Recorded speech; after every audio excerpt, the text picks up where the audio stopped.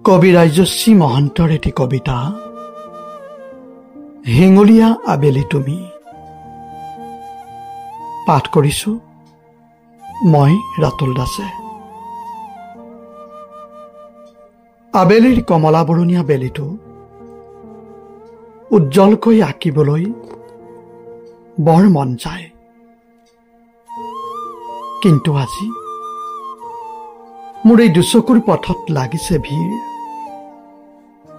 অগণন কোলাহল য'ত তুমি যে নাই কাষত। আবেলি হেঙুলীয়া ৰংটো তোমাৰ যে বৰ প্ৰিয় আছিল নহয়নে? সেই ৰঙত ডুব গৈ তুমি যে কবিতা লিখা, আৰু মই আবেলিৰ বুকুতে বহি ছন্দবোৰ মিলাও। কি যে মধুৰ ভাৱনা হিয়াত সাঁচি ৰাখো, কিন্তু কমলা বৰণীয়া বেলিটোহে যায়গৈ আমাৰ মৰমৰ কথাবোৰ পিঠিতে বান্ধি লৈ।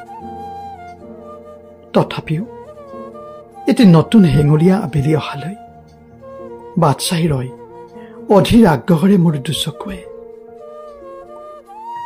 যেনেকৈ তুমি থকাৰ অনুভৱ আছে মোৰ কবিতাৰে ৰাগীৰ প্ৰতিটো আবেলিত, মাথো তোমাক লগ পোৱাৰ হাবি আশতে যেন ৰৈ হৃদয়ত ধিয়াইছো বহু আশা বেলিটোলৈ চাই। তুমি চাগে আহিছা এটি নতুন হেঙুলীয়া আবেলিলৈ, এটি নতুন হেঙুলীয়া আবেলিলৈ।